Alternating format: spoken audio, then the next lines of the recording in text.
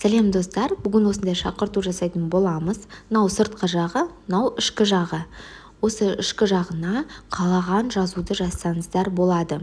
Мынау сыртқы жағына инициалы, любой заттарды жазса болады. Ол үшін бізге PicsArt программасын ашу қажет. PicsArt программасын ашқаннан кейін астында плюсик тұр. Соған басасыздар да все фотоға басып, фоны дегенді таңдап, төбесінде цветтер тұр, белый цветті таңдайсыз. Инструментіға басып астындағы 3-4-ті таңдап, готованы басып бұрасыздар. Енді астында әртүрлі жазулар тұр. Сол жерден бізге қазір рисовать дегенді таңдау керек. Рисовать дегенді басасызда, форма дегенді таңдайсыз.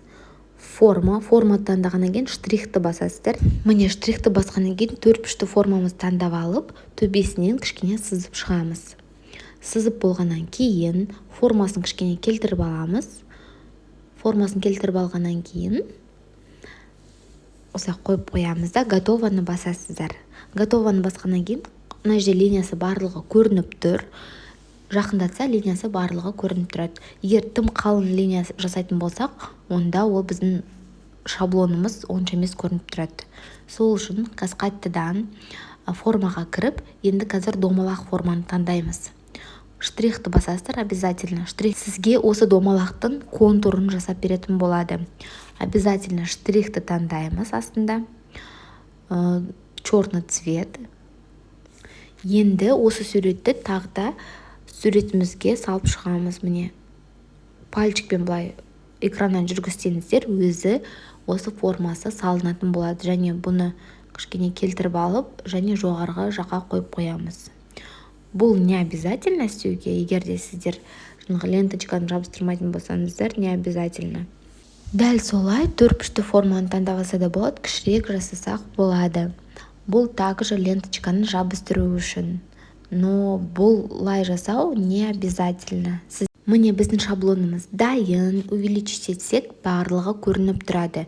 Енді бізге қазір полоскасын сызу үшін стикеріға басқаннан кейін полоска деп жазасыздар. Бұл барлығы PicsArt'тың ішінде. Енді осы полоскамызды тура ортаға қоямыз. Ортаға қоятын болсаңыз, осылай фиолетовый түс шығады сіздерде.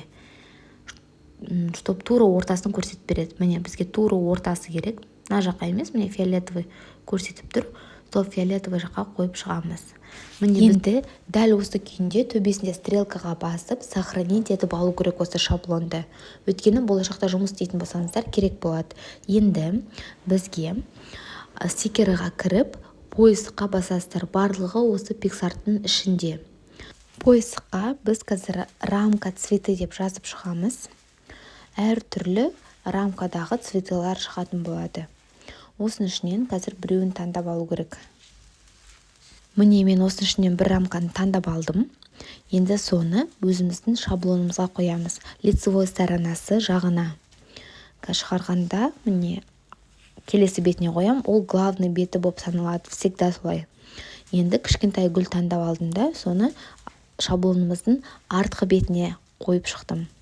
Енді қазір біздің формочкамызға гүл ма, ою ма, өздеріңіз білесіздер, қойып шықсаңыздар болады. Бірақ жаңағы формочкаларды жасау, ол не обязательно. Және де осы шаблонды, жасаған шаблонымды мен өзімнің бесплатный телеграм-каналыма салып қоятын боламын. Ол үшін мен YouTube каналыма подписаться ету керек, және де комментарийдің астында телеграм-каналға ссылка тұратын болады. Сол ссылка арқылы өтесіздер. Міне шаблон дайын, осы күйінде сақтап алсаңыздар болады. Және бұл шаблонның түсін өзгерту үшін бізге эффектіға кіріп астында возмещениеға басып, сол розовый түске апарсаңыздар, стрелканы әр түрлі түске өзгертуге болады. Фиолетовый, көк, сары, қызыл, әр түрлі цветке өзгереді. Міне жаңағы гүлді шаблонды сақтап алғаннан кейін басында жасаған шаблонды, пустой шаблонды енгізіп, пустой шаблон обратно шаблонымыздың ішкі жағын жасайтын боламыз. Ол үшін тағы да жаңағы пустой шаблонымызды алып, стикерға кіріп, бір рамканы таңдайсыздар да, ішкі жағын жасайсыздар. Өте оңай.